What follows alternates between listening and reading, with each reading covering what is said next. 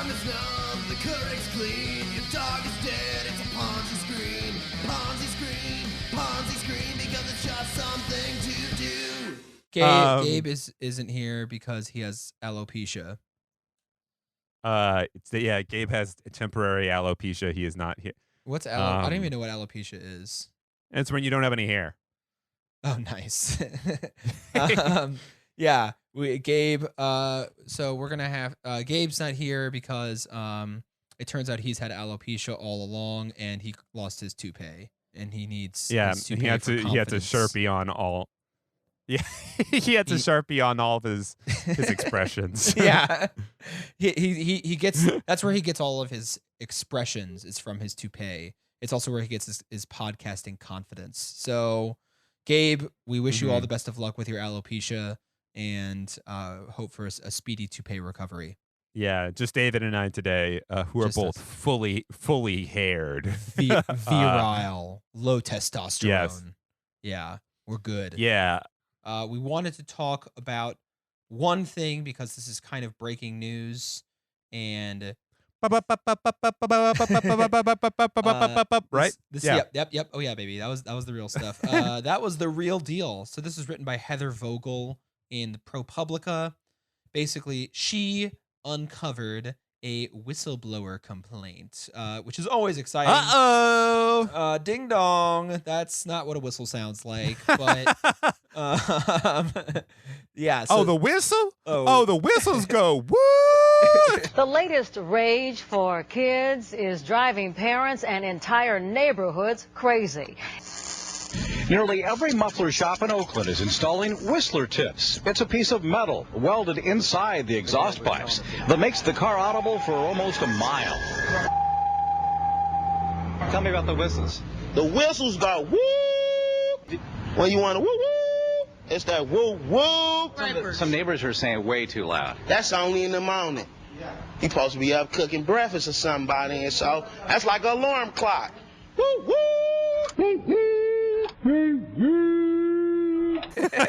Honk honk.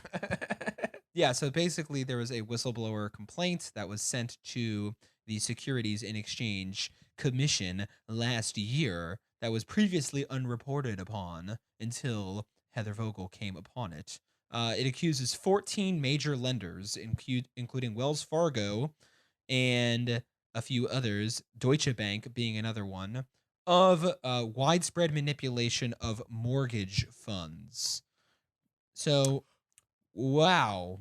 David. Wow. David.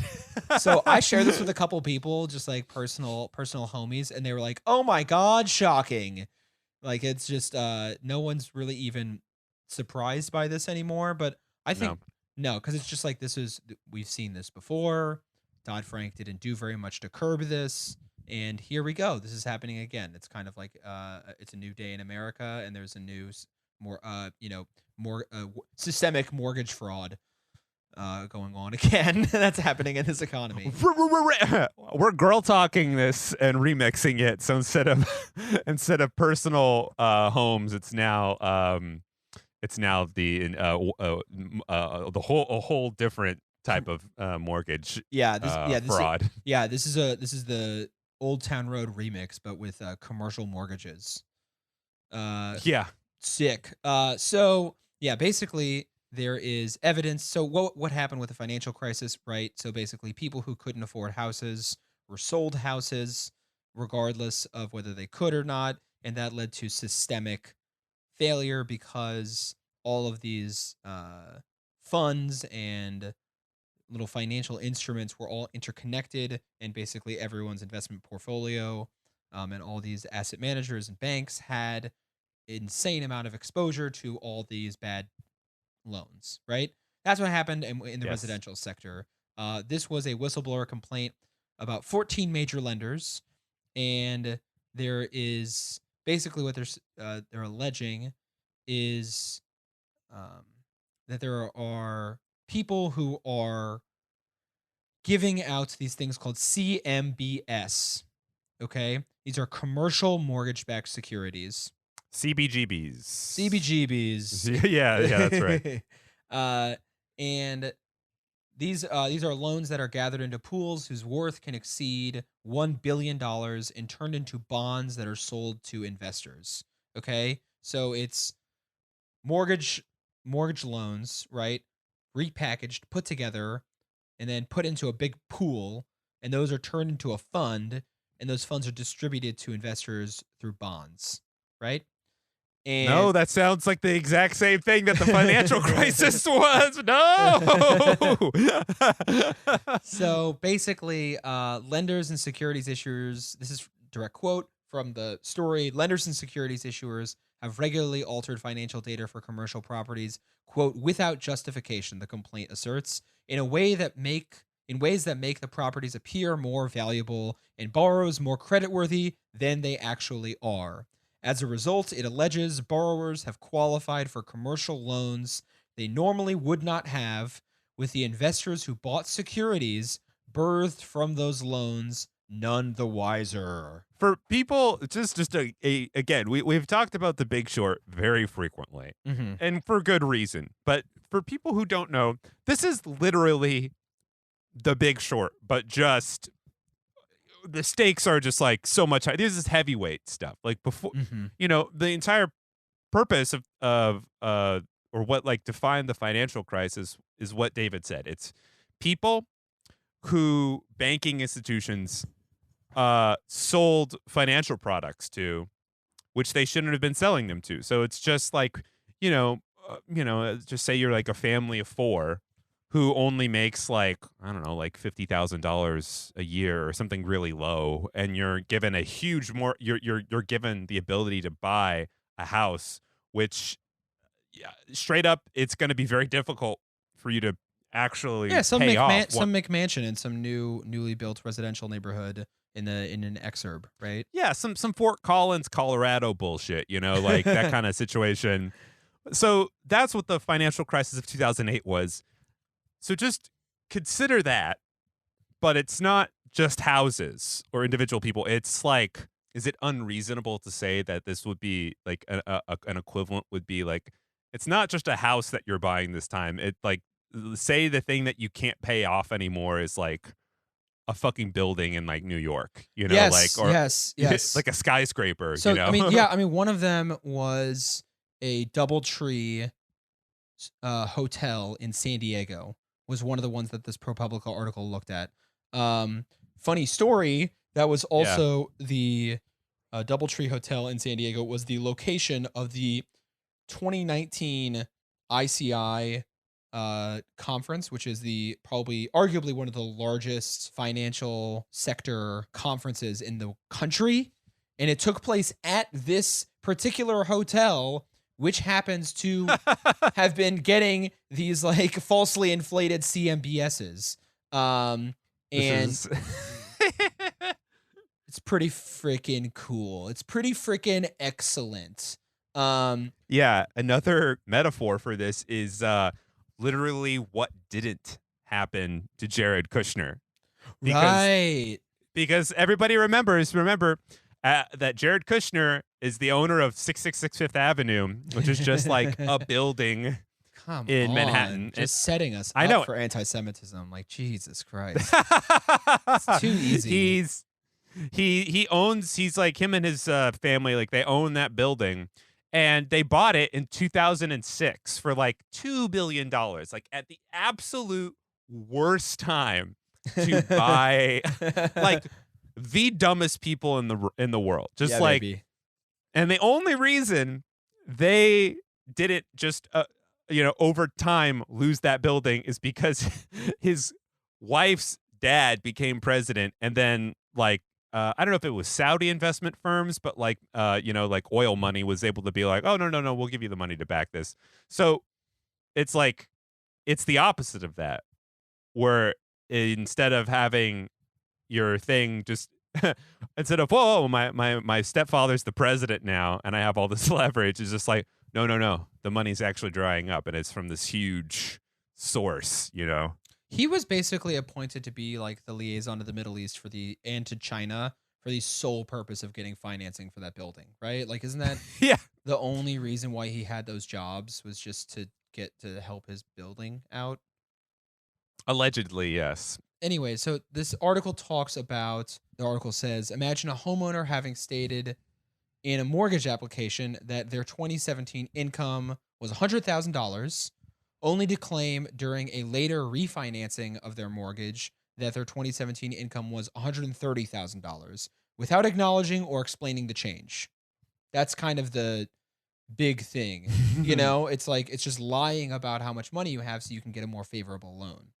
Right? Yeah. And who are the creditors of those loans? It is not just, banks. It affects us as well because we contribute to the American financial system. We have retirement accounts. We have whatever. So this ends up, these faulty loans, if they're systemic enough, they can affect all of us, right? I'm all about ripping off banks. That's cool. But when it's on a systemic level, it can kind of fuck up all of us, right? So the complaint suggests widespread efforts to make some adjustments. Some of the things that they would do to make adjustments to their vetting process to get a mortgage or to get a loan, second loan or whatever, were erasing expenses from the ledger when a new loan was issued. Most of the changes were small, but a minor increase in profits could lead to approval for a significantly higher mortgage. The results, many properties may have borrowed more than they can afford to pay back, even before the pandemic, making a CMBS crash both more likely and more damaging. All right. Tight! Woo! That's great. That's great. It's like WeWork, but for the entire economy. Yeah, man. Yeah. You're laughing because it's fun. That's why you're laughing. And it's just it's fun. Yeah. It's fun to laugh at and it's fun to be happy about. And I mean, it's just one of those things where it's like, why does this keep happening? How the living hell are we going to get another financial crisis? We are right now we're in a pandemic, but it's not quite a financial crisis, right? It's very much like a grassroots economic collapse, or I've heard some people, but that's different than the entire financial system over leveraging and defaulting on its loans or whatever, right? It's just a different structure of poverty, right? Or a different structure of economic decline. You can kind of make an argument that our current economy is kind of like in a coma, or it's like cryogenically frozen until the pandemic recovers. And then as soon as there's a vaccine and everyone has full investor confidence and full consumer confidence, then in theory, we could just kind of go back to how things were going again. But if there is another, and now it gets even crazier, right? Because you have these CMBS, these sort of systemic fraud that's taking place with these CMBS investment vehicles. But now there are things like, people are not paying rent. People are defaulting on their mortgages.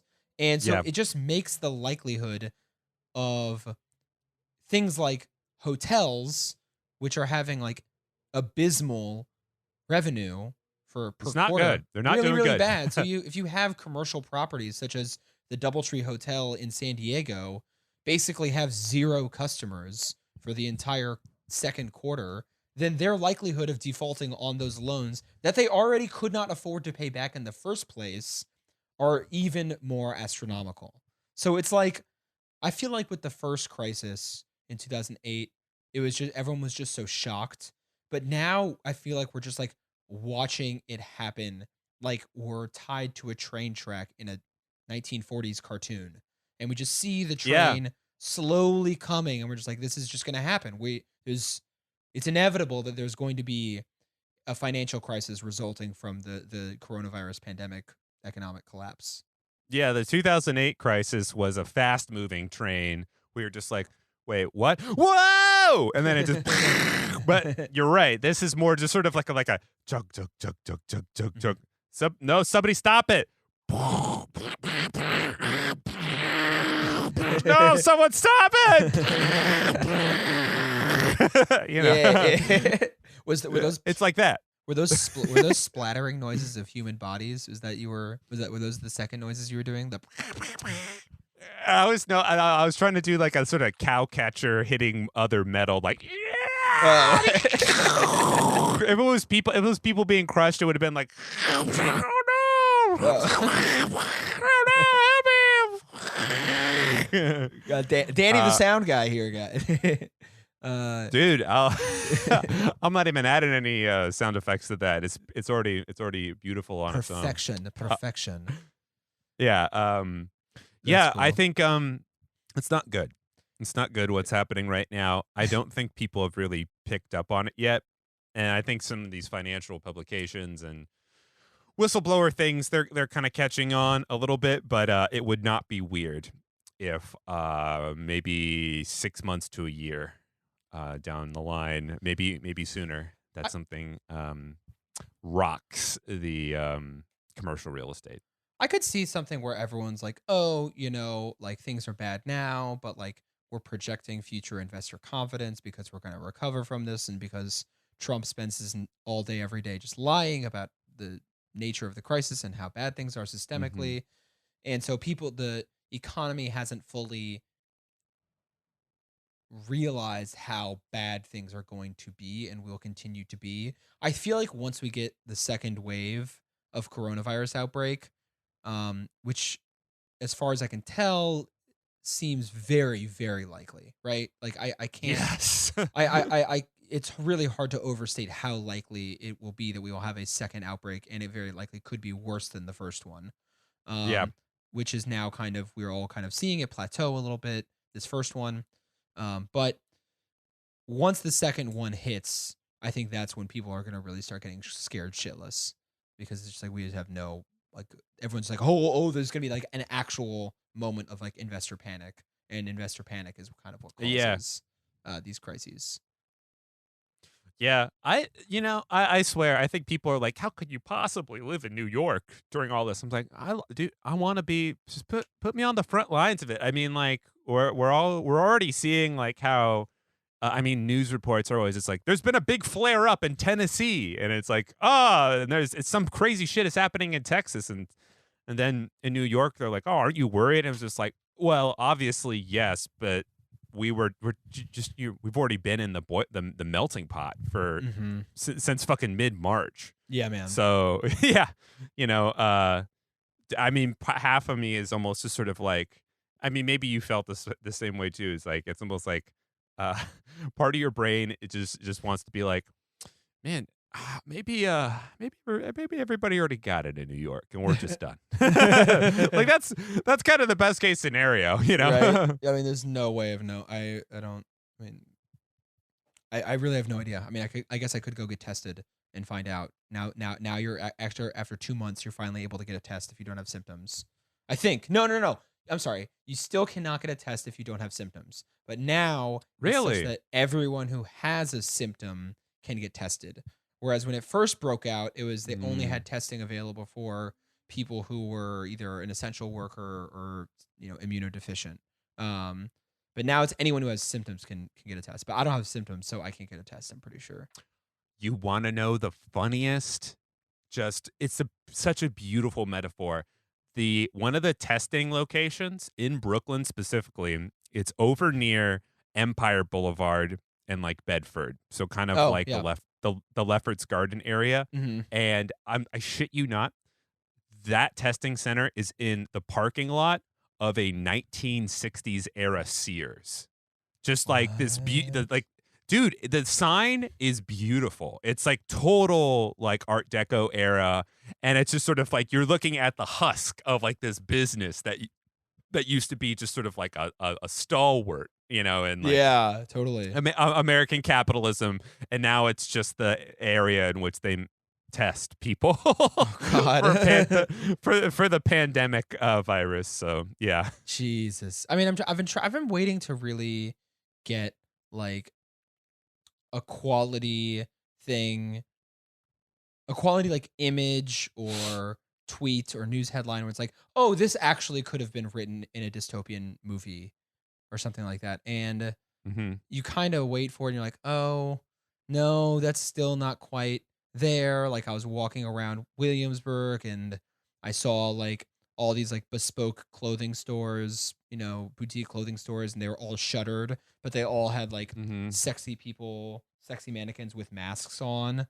And it's like, oh, that's almost that's like almost there, but I feel like for like a really good dystopian movie, there'd be close. Yeah, there'd be like blood or like broken glass or something like that on it. And I'm just waiting to see that actual image where you see some real carnage outside of like some, I don't know, ruin porn shit like that where you're maybe the Sears one is all I'm trying to say. Maybe your Sears example is the image I've been looking for all along, Danny. Dude, honestly, next nice day, I'm really tempted to go out there and see if I can get a good pic of it, because it's a beautiful sign. It's a beautiful sign, and just to get the sign in the corner, and then you just see the obvious like testing, and they've blocked off the road too. You can't even get through that part, so like you could ride on the sidewalk. Whoa. And be like, what the fuck is going on here? And you're like, they don't even let you drive on this road. You can't. It's just the road that like their official vehicles could get through onto. Wow. Yeah, man. Fuck, bro. Yeah, good shit. Good shit. Well, that's all that I really have on this story. It's tragic and scary and completely predictable. It's very, very predictable. All right. Well, coming up now, we had a really great sit-down interview convo with Kate Aronoff. She's a staff writer at the New Republic to talk about her previous book, A Planet to Win, Why We Need a Green New Deal, co-authored with a few other nice folks. And so I guess without further ado, let's take it over to our interview with Kate. Here we go. I'm here. We're hanging out. Oh, what a time it is to be alive right now. David, how are you? I'm doing well. Today, I'm very excited. We have a very wonderful guest of ours. She is a staff writer at the New Republic. We are joined by Kate Aronoff.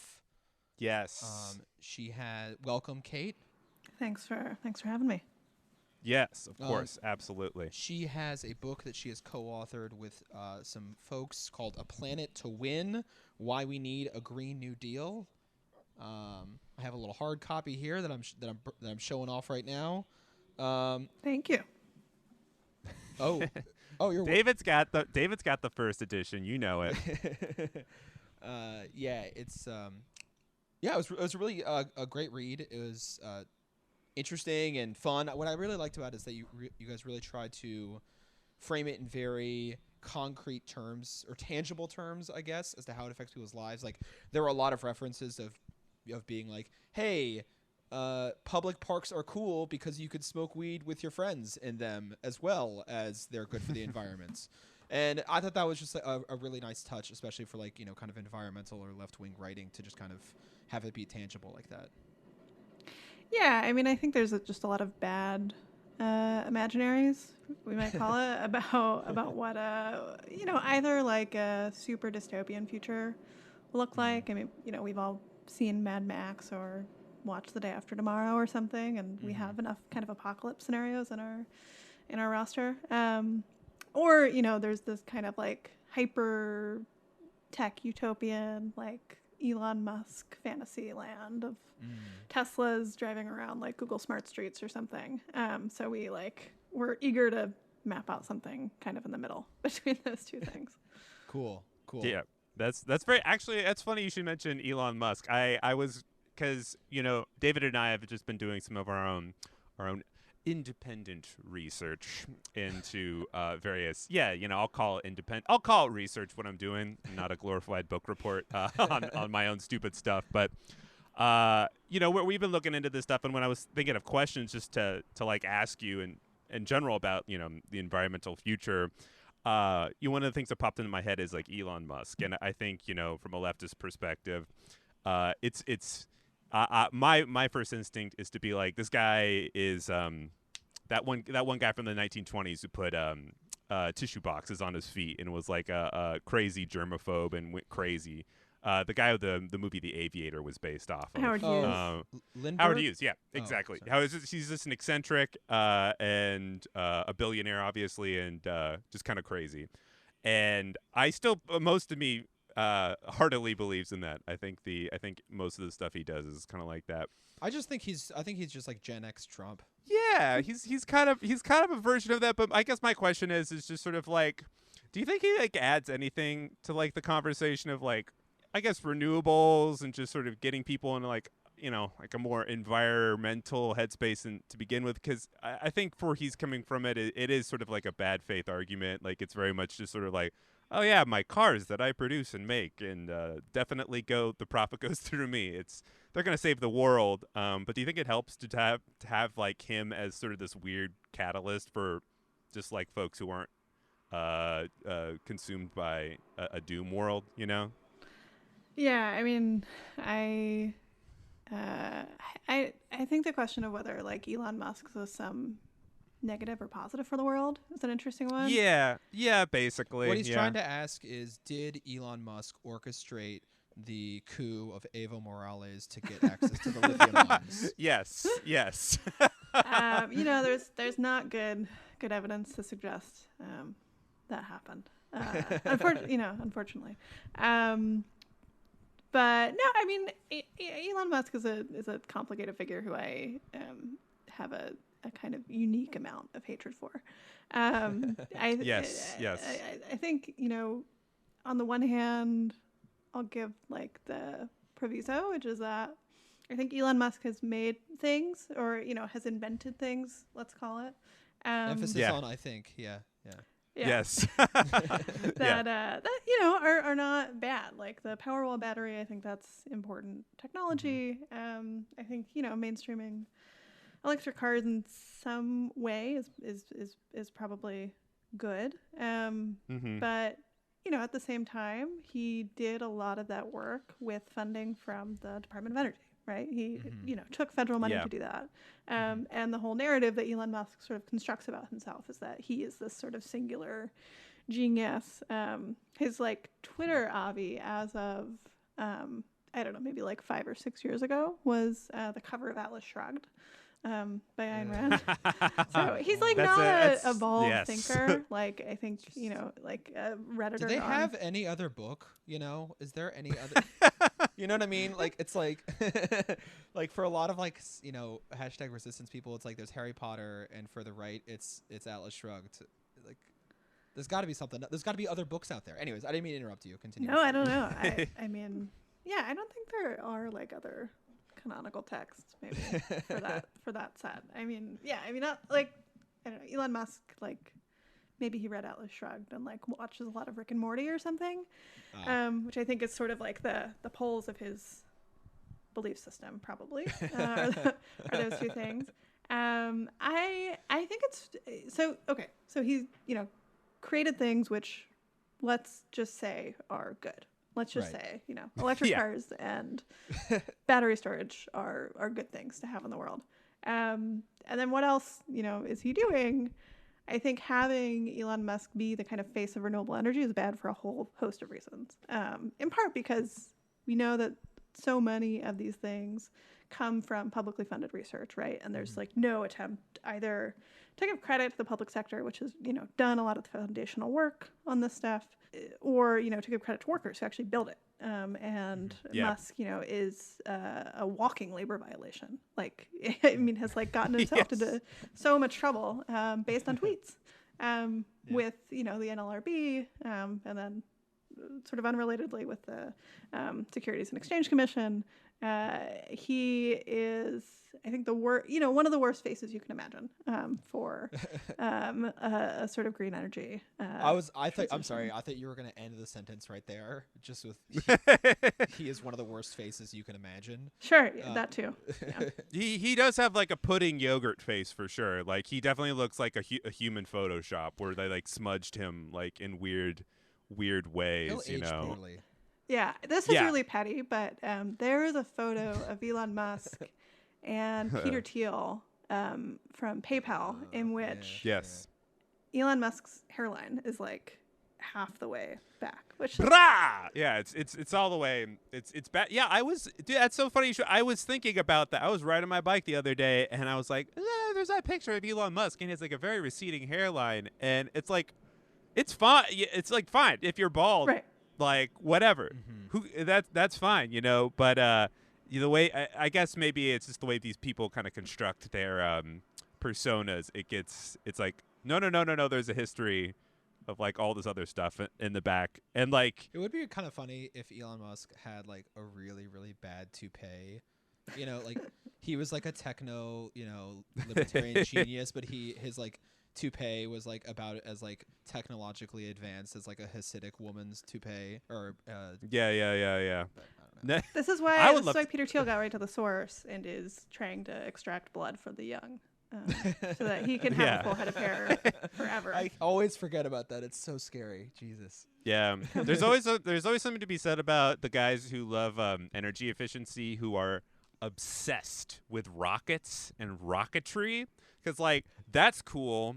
Love a rocket. Also, like one of the most energy intensive unit. It's like they're like, we're gonna go to space. It's like, do you know how much fucking energy it takes to physically get into space? You're all about conserve. I just think it's so funny. Like Jeff Bezos, because he's got he has Blue Origins. He has Blue Origins, I think. Yeah. And then Elon Musk has SpaceX.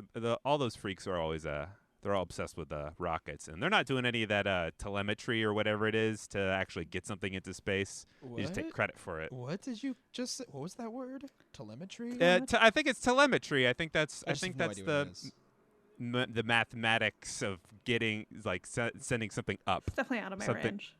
Yeah. Oh, trust me, I could be making up that word, but I'm pretty sure. But who knows? So this is a white collar crime podcast. We are here for the grift, and that's not our slogan yet. We're working on our slogan. But you talk about in your book there are several ways of approaching how we can kind of impose criminal or civil actions against fossil fuel polluters and individual executives. Can you just kind of go over, like, there are maybe 5 or 6 that you kind of mentioned in different parts of the book. Could you go over all the different crimes specifically that fossil fuel polluters could be found guilty of in one court or another? Oh, sure. Trying to remember all 5. Truly, off the top of my head, I can think of a couple. Sure. Yeah. Yeah. So what I talk with my co-authors about in the book is a couple of the sort of let's call them criminal liabilities, I guess, that various parts of the fossil fuel industry have sort of brought into the world, are responsible for. So one is actually very concrete and has already been sort of proven in a court of law, which is that PG&E, which is the largest investor and utility in the state of California, was pled guilty to 86 counts of manslaughter for its role in the campfires in Yes, in California, that's right. because California has a sort of wonky law in the books in which utilities, if their equipment was involved in, say sparking a fire, as it was in 2018, that the liability for that falls onto the company, and in that case, that fire had killed 85 people, I think. Wow. Yeah, and so they are legally responsible for those deaths through a plea bargain. And that was a manslaughter charge, not, or do you know if that was like a criminal charge, or was that a civil wrongful death kind of a thing? That, I believe it was involuntary manslaughter. Wow, if I'm remembering. Yeah, there's not a twisted electrician just like turn up the heat, like it's not murder. It's just a whoopsie, as we call it in the books, Although this is a tangent, but one of my favorite stories about kind of the history of electricity is that when they were sort of at the beginning of electricity being a thing, deciding between alternating and direct currents, which the details of which don't really matter, but Thomas Edison had one of them, And then this company called Westinghouse, which still exists in some form, had another. And Thomas Edison wanted the current that Westinghouse had to be used in executions in New York State. And sort of petitioned really hard to get the Westinghouse current to electrocute people who have been charged with crimes.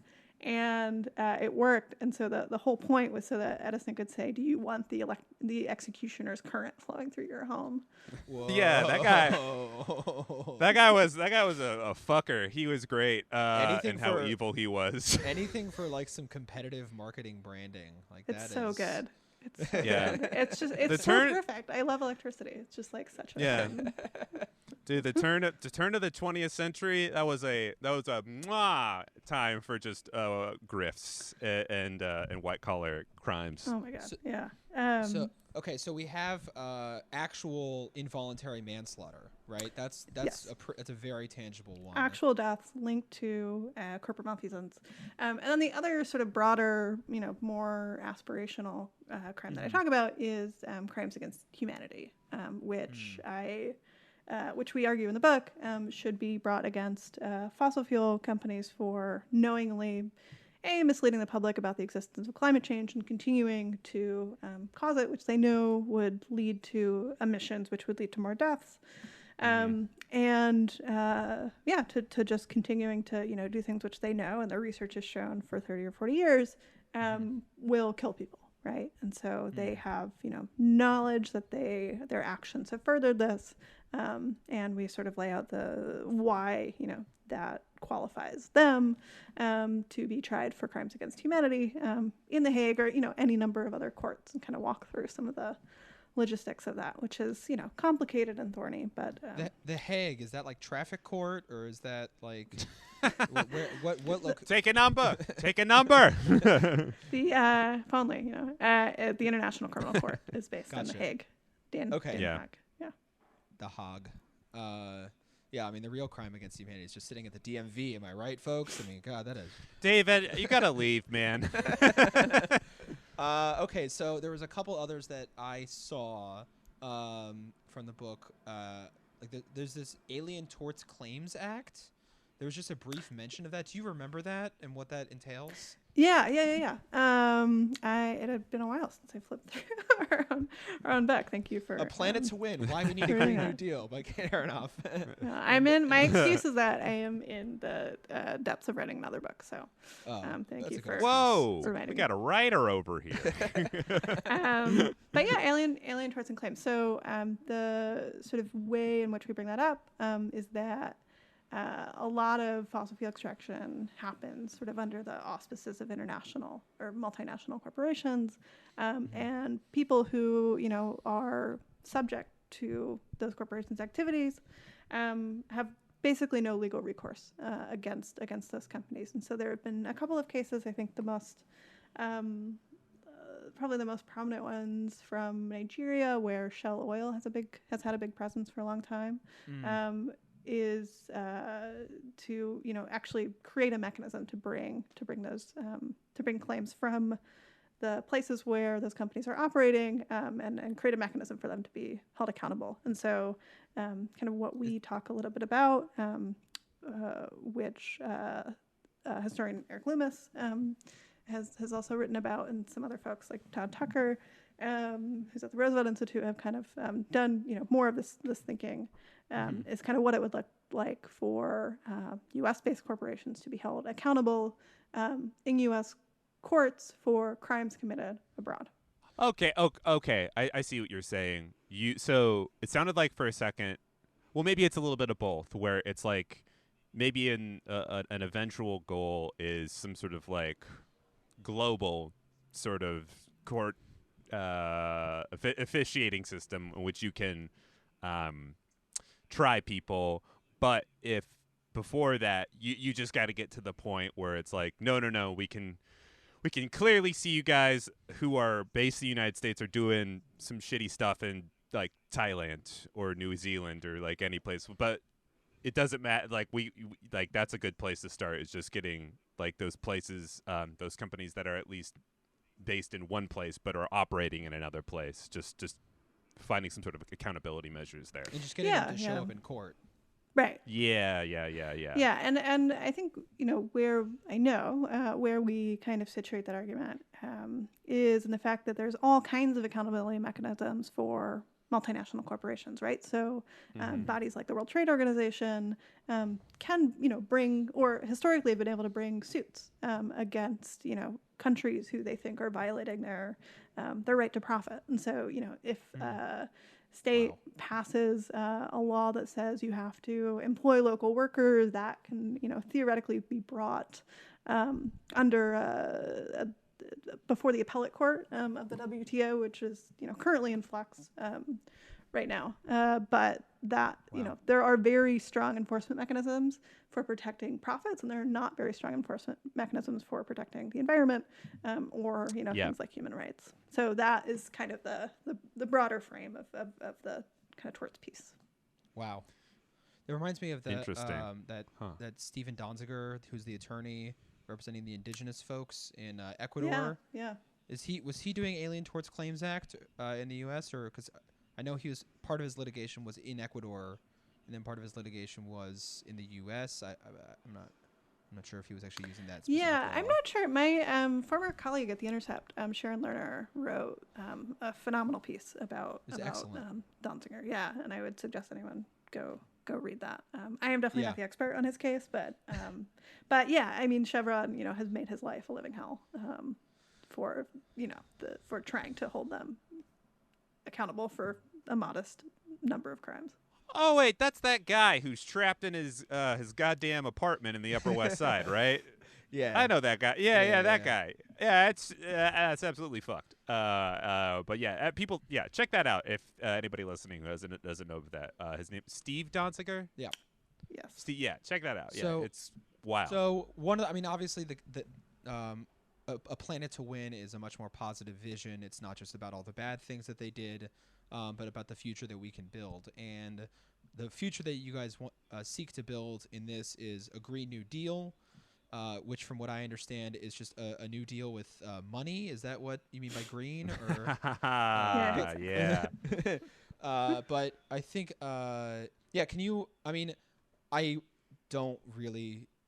don't know. Do we really need to explain what the Green New Deal is? Our readers know what the green, a little bit. Listeners. What did I say? You said readers, but I hope people are reading podcasts, dude. So, okay, quickly going over the Green New Deal. It is the New Deal, but applied to the environmental movements, especially tackling climate change specifically, but can also tackle a whole range of intersectional and related issues. One of those ways that it does that is a few interesting and kind of like novel economic ideas that I kind of wanted to talk about here. Can you tell us a little bit about modern monetary theory and what it is, and why can't I just does money grow on trees? Yes. If you are, I need the seed. Let me plant the seed for this money tree. If you are lucky enough to live in the United States, that is more true than not. So modern monetary theory, there is a lot to it, and I'm not the sort of preeminent expert on the subject, certainly, but the sort of way that I think it's really important in this moment, and for talking about the climate crisis, is it really sort of deconstructs this myth, a couple of myths about how the economy works. So one, that the size of the federal deficit is something to be worried about, right? I think modern monetary theory gets misinterpreted in saying that doesn't matter. And really what economists in that tradition argue is that the sort of nature of what we're spending money on matters a lot. So, if money is spent, for instance, we are heading into what could be a depression. If money is spent getting people back to work, that's money well spent. And if it helps to, fuel activity in the real economy, if it helps get people back to work, fuel the kinds of consumption that we want to be fueling, that is money well spent, and that's not a problem, right? And this is, a little bit unique in some ways, and easier in the U.S. because we debt is denominated in our own currency, and so Right. we're not going to go bankrupt. The U.S. will not go bankrupt, and I think so. What you're saying is that we are both the creditor and the debtor at the same time. If we're the federal government is both creditor and debtor, so we just owe ourselves. Yeah, I mean the United States dollar is a global reserve currency. There are other problems with that being, the state of things, but it does meaningfully mean that the U.S. government is not going to go bankrupt anytime soon. We're not, as people have warned, going to be like Greece and, risk default or anything like that. That is, very far away from happening. And I think what modern monetary theory also does importantly is to break down this myth that every the government has to operate like every family. So it was I mean, this is a myth that's been repeated by both parties, of course started by the right, but you can find in Obama's 2010 State of the Union address when he kind of pivots back to austerity after a kind of brief stimulus. Sorry. So that's the right reaction. But he repeats some version of this myth, and what MMT says is, that's bullshit, right? Is that we don't every family sitting around trying to pay its bills and balance its budget does not have access to the Federal Reserve, for better and for worse. But that the situation of individuals and households is just fundamentally very different than the situation of the federal government, and there is money, no shortage of money, to spend on what we need to spend it on. That's the very Cliff Notes version, and I'm probably gonna miss a whole lot in that, but I think that's when I first that's like that's like a version of hey man, we got to make an omelet, so let's crack some goddamn eggs, and make some worker omelets in a good way, not in a punitive way, in a good way. I mean, obviously, like when you talk to when you are like you do when you talk to my dad and you say, Dad, why doesn't money grow on trees? I'm sure both of you have spoken to my father, and he said, well, that's because inflation would prevent, is an issue in why we can't just have unlimited money, because then its value goes down. And so is it true that modern monetary theory just has what does it recognize inflation? Is it trying to handle it, or does it recognize it as something that exists but the debt doesn't? Yeah, I mean, MMT certainly recognizes inflation as a limit on on what kind of spending can happen. So if you do start to see inflation, then that is a feedback, right? To target inflation in different ways, right? We know it's not as if inflation happens all at once. It can happen in different sectors of the economy. You can target inflation in different parts of the economy, for instance, in finance, right? And that's very different than fighting it in across every sector of the economy. And the other thing is that we just haven't seen inflation, right? The Fed has not been able to meet inflation targets for a very long time, and that's just not the problem with the economy right now. I mean, it wasn't the problem in December of 2019, and it's definitely not the problem now. If anything, inflation we should be looking for more inflation. If anything, it has a sort of redistributive effect on the economy if you push inflation up. But yeah, it's not the relationship between spending and inflation just has not sort of borne out for a very long time. And so if it starts to happen, sure, maybe there are policy mechanisms that can be used to allay that, but we're very far from that happening or that being a concern. I have a question in regards to this. This is sort of like, every time I see sort of a weird like meme, my grandmother might send me in some sort of chain email. It'll be like, oh my gosh, it's like, why should we be spending all this money? Look at the country of Zimbabwe. And then it shows like a Zimbabwean note that has like, a trillion. It's $1 trillion or whatever. Is there like a quick, relatively non-complicated way of just being like, this is not the same situation because of this. Like, you just, I'm asking a very difficult thing to quickly and succinctly like explain that, but I think it is helpful. Thanksgiving dinner table talking points. Yes, because I think sometimes I mean I certainly David's very smart with these things. He has a lot more knowledge on this than me. But like a lot of times you just need those palatable answers to tell people why this is not a concern and for this reason.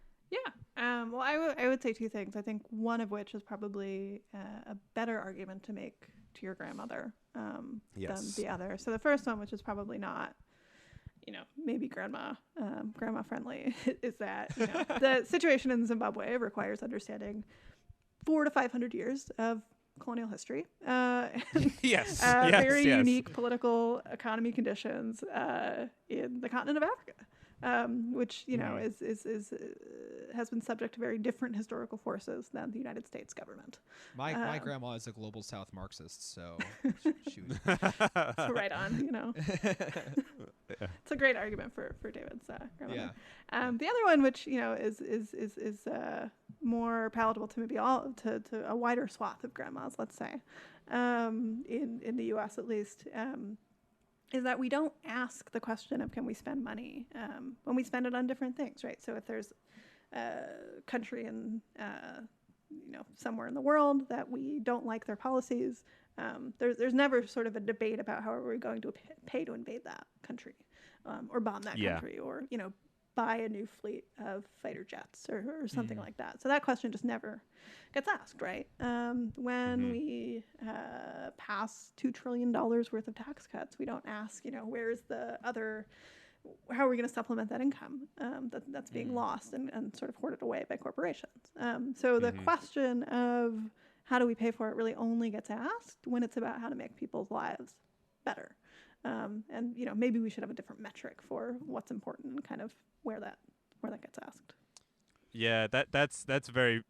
I think the deep irony, especially when it comes to like the tech sector and stuff, there's always the question of like we need to innovate and like we need to disrupt stuff, and it's like, man, if there is like one industry that like maybe it would look different if it were disrupted, it's like probably defense contracting. It's like there's always all these stories where they're just like, we can't make a certain type of jet that doesn't explode sometimes. It's like you can't even imagine what we'd be doing with fighter jets if they just were functional. It's like if you're gonna be an imperial force, at least be a good one, That's good. That's very good. Thank you for clarifying that, because I certainly needed it. And and you're right too. It's just like the defense discretionary budget is just like, I don't know. It's just a real big number. Okay. So it's really easy to hack away. This kind of leads into my next question, if that's cool. If you guys are okay with segues, I personally like them. But like, there's this idea. Yes, I feel like this whole thing about why do we need to worry about how we spend for things that help people rather than harm people? Because it's like a core belief system that the economy is a meritocracy, and as soon as we betray that with some sort of social democracy, right, then all of a sudden the ideology is proven to be hollow or untrue, or that it's been untrue all along, right? And so maybe there's something about it that's just like, no. This is not a thing that we do, because our beliefs are that humans, that individuals do things, not governments, and et cetera, et cetera, et cetera. So the segue question is leading into the next part of a frequently talked about subject in the Green New Deal, which is the universal jobs guarantee. And I was wondering if you could talk about that. Yes. And why the universal jobs guarantee is so important to the Green New Deal. Well, I think just based on, the moment we're in, I'll say that I think a federal job guarantee is important not just for the Green New Deal, but to keeping a basically functional economy in the next year and change, probably. Right. So the basic idea of a federal job guarantee is that the United States government becomes the employer of last resort. So there have been periods in history, kind of most notably the New Deal, when the U.S. has done what's called direct hiring, so hiring outside a sort of core of civil servants, the sort of normal federal workforce, let's call it, and put people to work doing things like public works programs, but also in the case of the New Deal, things like the Federal Theater Project, writing plays, and the Federal Writers Project, paid people to write travel guides and things like that. So a whole range of work that goes from, building bridges and repairing Federal roads. podcasting program. Yeah. Anyways, sorry, what were you saying? Federal we can pay people to post. Yeah. Whatever we want. But yeah, so a federal job guarantee does a couple of things. I mean, relevant to the state of the economy right now, it provides a wage floor, right? And so if you are hiring people at sort of standardized wages, which are relatively high, right, based on what you can earn at a Walmart or a McDonald's, that incentivizes people away from work in what are usually, in the case of retail or fast food, which are often some of the only jobs available for people in more rural communities and elsewhere. It provides an alternative to that, which is not bound up in these carbon intensive supply chains, which we know that Walmart and McDonald's are not good for the planet, right? And so allows us to do the sort of enormous amount of work that needs to be done in order to transition off of fossil fuels. And so I think when we think about green jobs, and we lay this out in the book, I think we tend to think about putting solar panels on people's roofs, erecting wind turbines, and all of that I think has a huge place in the Green New Deal. It's obviously a huge part of the picture.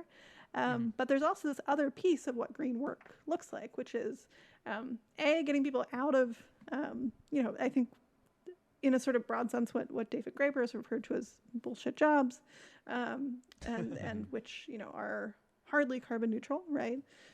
Providing sort of meaningful, necessary work, things like restoring wetlands, alleviating the urban heat island effect by creating kind of green spaces in cities that make them more pleasant as well.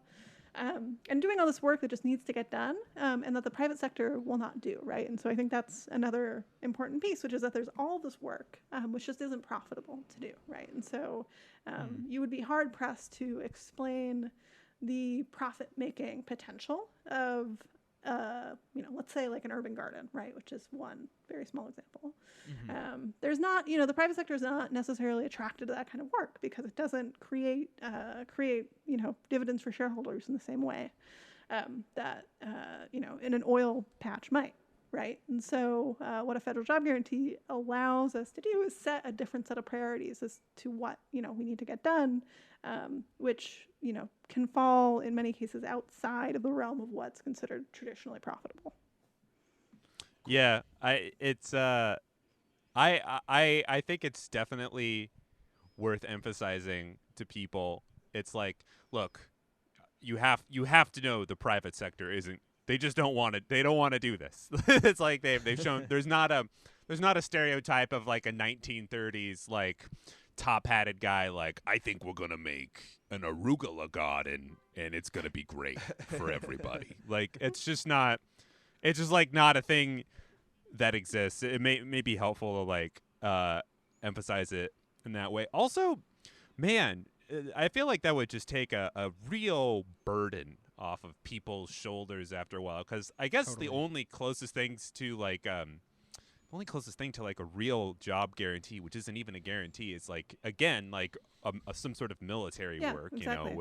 I mean, which is I mean, I in my high school, which had a pretty high percentage of folks below the poverty line, the Army just recruited aggressively, and the Army, the military recruits very aggressively in low-income areas because it's the closest thing we have to a federal job guarantee. If you want to go to college, if you want a stable income, if you want health care, the military is really the place that more people can turn than anywhere else to get those things. And so a Green New Deal provides an alternative to that as well, to say you don't need to join the military to fight terrible wars in order to have your basic human needs met. Yeah, I used to work at a college bookstore, and, I think something that always would get advertised is like, oh, the military will help pay for your education. And I worked at this bookstore, and, I sold like computer stuff in the upstairs area. Nice. And yeah, I know, it was very cool and chill. And the people who were always the most visibly like upset for one reason or another were the vet students through no fault of their own. It was just always a situation where they're like, I talked to you guys 3 weeks ago about getting me a printer ink that the government is paying for. And I'm just sort of like, I'm sorry, man, they haven't reached out to us because they don't care. They don't care about you. They really don't. So it's just such a roll of the dice with that, you know. Totally. I mean, it's not any big aha thing of like, of course that's the case. So I wanted to ask. My next question was about the letter. We've spoken about this a fair amount. We talk about, like, during the day I write for a financial trade publication, and that is just kind of like behind a paywall that no one reads, so I get to talk about my real feelings here. And basically in January there was a letter that was written by the CEO of BlackRock, the largest private asset manager in the world, $8.6 trillion assets under management. He wrote a letter in January. He has very influential letter writing capabilities, apparently, and he said that climate change is something that BlackRock will incorporate into all of its investment decisions from here on out. My question to you is, which do you think made a bigger difference? That one letter written by one private citizen who lives in Connecticut, or the Paris Climate Accord? Oh my God. Jesus. It's a bleak question. Answer the question, Kate. Question. That's such a bleak question. Good Lord. I mean, I don't know. On the whole, I guess I would say the Paris Accord. Yeah. If I were to guess, I mean, I think, you know, both of them are symbolic in their own way. I think Paris is a flawed agreement. It comes out of a very flawed process. It is a diplomatic achievement, right? It is, you know, good, right, to have some kind of basic framework through which, you know, countries can discuss bringing down emissions. It's good that happened. And I don't want to, you know, there's a lot of hard work that went into making that happen. But, you know, the BlackRock thing, I don't know. I'd be curious, you know, what you sort of heard as a financial journalist. I think it came out right before Davos, right? Before the World Economic Forum's sort of annual meeting where global elites come and drink champagne or whatever they do. Yes. And Insert stereotype here. Yeah, every insert conspiracy theory you have here, of them is almost true, besides the anti-Semitic ones. Yes. But yeah, I mean, I saw just like really breathless coverage of it, of Larry Fink's letter, from particularly sort of like finance folks. You know, this is world changing. This is going to change the way finance works forever. Yeah. And it's just, I mean, maybe it's symbolically important, I guess, that this company felt compelled to do that. They certainly, you know, would not do it of their own accord if there weren't sort of massive climate movements kind of popping off all over the world. But I don't think we've seen any evidence to suggest they're doing anything very different, right? I mean, the pledges themselves were fairly weak. It was, if I'm remembering right, it was they were not going to invest in companies who get more than 20% invest more than 20% of their portfolios in thermal coal, or that have more than 20% of their business in thermal coal. Yeah. Which is like, I mean, sure, right? You know, coal is dying anyway for all other reasons. Like, if you're not going to invest in an unprofitable corporation, I don't know why anybody should applaud you for that, right? We are going to cease canal construction. Right. Yeah. Dutch windmills are done. Yeah, we will stop throwing trash into the Gowanus Canal. Divesting from horse carriages, right? Like, oh my gosh, the horse market is great right now. Yeah. Bye. Boy, do I have an app idea for horses that I talk to everyone at a party that I go to. The idea is city bike for horses. Anyways, enough of that. Oh my god! Right? Wow. City horse. Yeah, it'd be great. I got all. To liberate the NYPD's like store of horses and convert them to civilian life. Oh my gosh! I'm on Bike Messenger. I was delivering to a big building, probably UBS. It was like really close to there in up in Midtown. And I walked into their area. There were some horse cops just chilling in a garage, and I almost touched one, but I had to run away so the security wouldn't attack me. That being said. This is sort of a follow-up to what David was saying. BlackRock, obviously they cut, the assets under management they have is a gargantuan. It's $8-ish trillion. Much of it in fossil fuels still, regardless of what they say.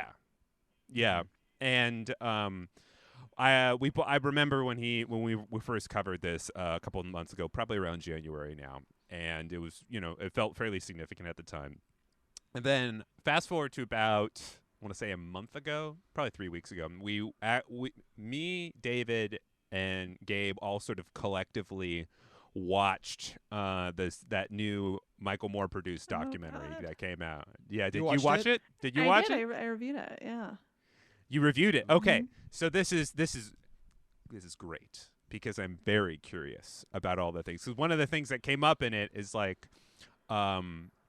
That BlackRock was like, we'll invest in renewables. But what they classified as renewables was like a significant portion, or at least partially, biomass stuff with which was basically like cutting up trees and making them into like chips and then burning the chips and stuff. And that was an aspect of it. They were actually, honestly, you watched it. It was kind of a quick footnote in the entire thing. Like you wouldn't notice if you weren't paying attention, really. But that documentary on a whole, it was definitely very polarizing, and they definitely had a sort of a lens, at least, to which they were like, you should feel this way about this. There was a lot of Vermont in it. There was a lot of David and I and Gabe basically came to the conclusion that Michael Moore laundered a lot of his personality through this other guy because it's straight up difficult to make a movie if you're Michael Moore anymore. Because if a journalist sees you, you're just like, I don't want to talk to you. You're gonna make me look really terrible, So I guess we're just how did you feel about that? Like there was a lot of feelings in that movie. What are your thoughts on it? Yeah, I mean, I'm not a film critic. Yeah. But I do think a lot about this stuff. Heads up, all of us are. So be careful what you say. Yes. We will judge you. Yeah, I mean, it's a really frustrating movie. Yes. A lot of reasons. I mean, one of which is like basically everything in that movie was filmed charitably 4 years ago, right? Yeah, man. Okay. Yeah, I noticed that too. Old. Yeah. Sorry. I didn't. I have no concept for this stuff. I mean, as long as I'm not seeing like a 1987 Dodge Dart, I know it's like it had to. It's like and it by had stuff, to been and by filmed. stuff, Danny means time itself. Yeah, no that's what. yeah. Oh man, I'm just all around that stuff. Okay, that's good. So it was filmed. It's very old. I mean, there are types of they focus on this utility scale solar project, which is those aren't built anymore, right? There's just it's filled with that sort of stuff where the technology they're criticizing is just maybe that critique was relevant 5 or 6 years ago, right? There are real problems with it, some of which they get, some of which they don't. And it's just virtually irrelevant if anybody's, actually thinking about what the renewable energy landscape looks like. Now, I think the reason that I found it so frustrating, maybe beyond the obvious points, is that I do think there are, real issues that it starts to bring up, that, it raises in kind of the worst, least productive way imaginable, and kind of makes anyone who raises a version of that critique sound dumb, right? And so, for instance, there's a sociologist named Dustin Mulvaney who his work is on kind of environmental impacts of renewables, right? He wrote this book called Solar Power, which is really great. So it kind of looks in depth with, empirically grounded academic research of the kind not found in Planet of the Humans at, real issues around kind of where are these projects cited, what does democratic input look like over them, how do you ensure that the kind of large-scale renewables development that we know we need is done in a way that is environmentally sound and in a way that respects kind of the communities in which it is being placed, right? Those are real issues, right? And I think that are so important and don't get talked about enough. I think, people like Elon Musk and the kind of clean energy industry is an industry, right? It's not, they're not tree huggers. They're not like our friends necessarily. They are for-profit companies which have profit motives, and they, can abuse workers. They can, be accused of all number of things very accurately. And there's not any of that, right? Any shred of the sort of relevant critique that you would want to have, the sort of nuanced conversation I think we need to be having about scaling up clean power very quickly. It's just absent, right? And I want that to exist. I mean, I'm writing a book that's partially about that, and I think it just really muddies the waters of having any kind of constructive conversation. One thing that I found tough about that movie was how bleak it was.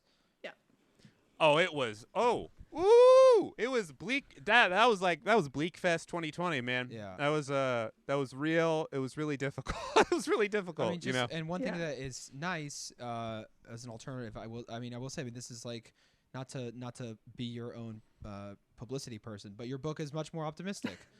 It is. It is. It's just like it's we have an actual I feel like the filmmaker was Jeff Gibbs, and he it seemed to be finding a lot of opportunities to call out greenwashing, which is a term that is used very frequently in the environmental sector, but also in the financial sector, of when something calls itself environmentally friendly but is not, right? And he talks about occasions of greenwashing, and then he talks about occasions of, where these people are being hypocrites, but then he just doesn't really focus in on like a specific unifying issue or solution, right? And I wish that he had focused more time on talking about like this is an issue of capitalism, but then sometimes he would do he interviewed someone who talked about how we need to start talking about population growth. He interviewed a lot of older white people who were very excited about population growth as the climate solution. That's where Vermont is it's not a nice slight shown on Vermont in that movie for sure. And I wrote about this in the review, but I mean, I really like a lot of Michael Moore's work. I think, and he didn't direct it obviously, but sure. And I think what is good about Michael Moore's movies is that there's a sort of, basic solidarity there, right? There's a kind of basic sense that he is on the side of working people, and that is kind of the aim of his critique, is that, X group is screwing over Y group of people, and I'm on Y group's side, right? And that's just totally absent in Planet of the Humans, right? Humans are the enemy, kind of as a mass, and there's no sense of solidarity. It's just that, we're screwed up, and anyone who, says that humans aren't screwed up is wrong and dumb or being misled, and so we just need fewer people overall. One thing that was weird was he even would interview these old white Vermonters, and they would be like, this wind turbine is going to mess with my morning hikes with my grandson. And it's that is the same, basically the same ethical criticism as a Trump property saying they don't want windmills because it's going to ruin their golf course vistas, but with a different aesthetic, right? It's just this is hippie aesthetics, so we are going to support this as a moral argument. But it's really the same issue, which is this is a blight on my hike, and I don't want this blight on my hike. I don't know. I thought it was, We talked about it. There's no rudder. There's there's no through line thread that you can really track. Which makes for just such a confusing viewing experience, because there's not I mean, he's like into population control or whatever, but there's not like a coherent political economy that's like tying the whole thing. It's just like various critiques that get thrown out, and you're Yeah. Well, this is maybe this sort of kind of connects it a little bit, and maybe you could speak to this too. Because when I watched the movie, I think one of the reasons that it has gotten some traction is just because it is produced by Michael Moore, and I think especially in environmentalist. I don't want to say environmental circles, but people who talk about it, work with it, whatever. Various people kind of get attached to it. I think almost not inadvertently. Like AOC definitely been very linked to Green New Deal stuff. A person like Greta Thunberg obviously is more on like the youth-oriented area of stuff. I mean, for a while, Al Gore was like that guy. It kind of seems like it's sort of doing a disservice to really just link this massive issue to just like these sole individuals, like for better or for worse. Like I can say like with a reasonable amount of like certainty that like I don't really trust Al Gore that much, like, yeah, I mean, like, that was one of the parts of the movie where I was like, yeah, I believe Al Gore's probably doing some weird stuff. Yes, absolutely. But then, it's just the more like these worldwide issues get focused just on these single people, it just sort of dilutes it. And I don't know if you have anything that you could, speak to that about. I mean, Al Gore is definitely a complicated figure, and it's good that he's not the face of the environmental movement anymore. Is what I will say. I mean, I was in Spain for the climate talks in 2019, so this past year, and this insane thing happened whenever Greta Thunberg was walking around, which is that every single reporter would just flock to her. So if you saw like a gaggle of 40 or 50 reporters flashing their cameras, it was Greta Thunberg, right? I mean, that's why she. That's why she's doing it, right? She said, "It is only about me." Isn't that like her big message? Yeah, verbatim. I want my picture taken as often as possible. Please put me on every. As a self-identified atypical Swede, I want 20 people around me flashing a camera in my face. I crave precisely that type of attention. Thank you. Yes, I mean, so that happens, and then the other, debate which is happening on the actual, negotiating floor is figuring out how much money the Global South should get to be able to transition away from fossil fuels, right? And respond to climate impacts. There are real, material issues being talked about, and that just gets totally missed by like, oh great, Greta's here. Like, what does she have to say about X, Y, or Z? Yeah. And to her credit, through those negotiations, brought folks from the Global South up on stage with her, has really made a good effort to try to change that conversation. But the media just has this like total fixation on this one person. I mean, in a weird, it is funny because she is like simultaneously the best and worst person for them to like focus on, because like I think maybe aesthetically I'm just sort of like I don't want to always have to be hearing about what this 15-year-old is doing, but it is like having a conversation with like the Seventh Seal, where it's just sort of like, what do you just there's so many other people around this, and she's not even really asking for it. Like she's absolutely just sort of like, no, I specifically traveled across a boat and an ocean so you guys would stop hounding me in protest. But I definitely think it makes sense to, I don't know, just not dilute, but just broaden, like Greta Thunberg and her family. Like, I want Greta Thunberg and her personal life, and Greta Thunberg and where she's going to go to college. Like, that's what you mean by broaden, right, Danny? Yes, exactly. Okay. Kate, what's gonna happen? Just generally, like what? Like, how are we gonna? Like, question? Yeah, I guess so. Yeah, what's gonna happen just generally in the next? I don't know, politically and geopolitically in terms of climate change. Oh my God. I think if I knew that answer to that question, I would have finished my book already. Maybe yeah. what can happen?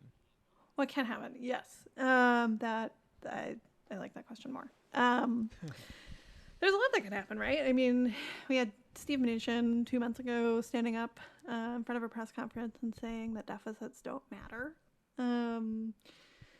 Both parties have, seemingly agreed that we can spend trillions of dollars to take on urgent crises. There's a lot that can happen, right? I think we're seeing a willingness for big public spending on the approaching the scale that we would want to see for kind of rapid decarbonization, looking just so much more tangible than it did 3 months ago, right? I mean, even when we wrote the book, which wasn't that long ago, we were, thinking about this very aspirationally. I mean, I think was certainly still within the realm of possibility there, but the presence of a recession and likely depression just changes that picture entirely. And so I think there is, even outside of the United States, energy for something like a green stimulus in different places, and I think that has to be what happens here. I mean, obviously the Trump administration is not going to come out with a green stimulus, but I think there's a lot. Yeah. Sorry. No. What if Ivanka talks to him again? What if? That's the only fun thing about the Trump administration is that, I don't know, you really don't fucking know sometimes. It's just it's up in the air, dude. I mean, maybe he'll nationalize the fossil fuel industry, and then if there's a Democratic administration, they can do whatever they want with it, right? That'd be cool if he just actually stupidly half-assed walked his way into full-fledged scaling down decarbonizing and nationalizing these fossil fuel polluters. Yeah, I mean, and even outside of that, I mean, using the Defense Production Act, for instance, that is putting a giant tool just in the lap of anyone who wants to do real climate policy. So I think there's a lot of really good, exciting things that can happen. There's obviously a lot of terrible things that could happen. And certainly the people who would do the terrible things are the ones who have more power right now.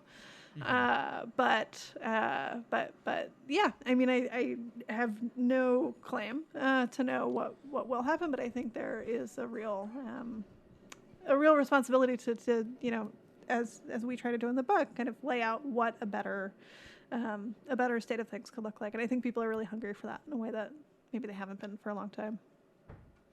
That's very interesting. Cool. Very quickly too, actually, I remember back in the late aughts, somewhere between 2006 and 2010, there was more of a push from Republicans to kind of acknowledge climate change more, and then there was just kind of a little bit of a flip flop on it, and obviously you have a collection of Democrats who are more vocal about it. Are there any Republicans or conservatives that you can think off the top of their head who are actually making good faith efforts toward that? Is there a representative from the Florida Keys who's we will not exist in 30 years if you don't acknowledge this? And that's just a random question because I can't think of anybody off the top of my head. Or even or even what are the countries that you're saying are considering a green stimulus? Yeah. Yeah, well, for the first question, I don't think there are any good faith Republicans who are doing that, and it's certainly very far from the kind of DNA of the Republican Party right now to do that. And I think what we've seen just time and time again is that when it looks like some sort of climate policy is going to happen, they will, come on board and support it, and if it doesn't look like it's going to happen, they will move away. But the goal is always to make the climate policy be as non-threatening to the people who climate policy should be threatening to, namely the fossil fuel industry. And that is, the basis on which the Republican Party engages, which may not be true forever, but it's definitely true now. And so, yeah, I think we're still certainly waiting for the big bipartisan, kumbaya moment. Thing, whatever it may be. On climate. In terms of countries doing a kind of green stimulus, I mean, the biggest and also probably most complicated one is this European Green Deal, the European Commission, which, speaking of BlackRock, BlackRock has been handed sort of control over the ESG policy, environmental and social governance policy. For the European Commission, I think. Tight. That's tight as hell, dude. Yeah. So that's how that's going. And there, are efforts to make it better and more comprehensive. So I think that's an ongoing fight. South Korea is pursuing a Green New Deal. It's part of its recovery response. They handled the coronavirus just so much better than we did in the United States. And so, we'll see. They have this, newly elected kind of center-left government, which is newly re-elected center-left government, which people, seem to like. I'm not an expert on South Korean politics at all. But that, people seem hopeful about that. Where else? I mean, those are the two I've been thinking about recently, but I think there are others. I mean, New Zealand has been doing sort of interesting things along this front for some time. They're of course very tiny, but yeah, there are a lot of places that are. I think we truly just haven't seen. I think a lot of the big fiscal policy we've seen so far has been response. It's been how do we stop the bleeding? Obviously, people can't go to work, et cetera. So I don't think we've seen quite the sort of big recovery packages, which you would more expect to have the kind of green stimulus type things included in. But I think that we'll see in the next couple of months. Yeah, cool. Yeah. New Zealand, they got a total investment in that. They want the it's environment. It's like their brand, man.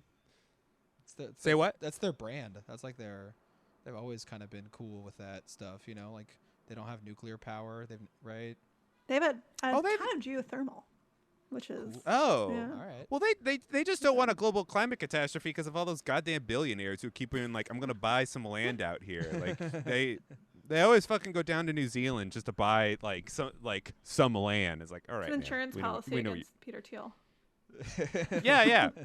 They should have some anti-aircraft guns plotted at the sky, like pointed at any sort of private jet coming in, because you know who that is coming into New Zealand. All right, it's either the other Peter Jackson, who made the Lord of the Rings, or Peter Thiel, who wants to drink your blood. Mm-hmm. Only one Peter is welcome. Yeah, there's only one Peter in this country at one time. David, is that? Are we? David, do we have any other questions? I think that's all I got. I think that's a good optimistic note to end on. New Zealand firing anti-aircraft missiles at Peter Thiel. Oh yeah. Kate, anything else you want to say?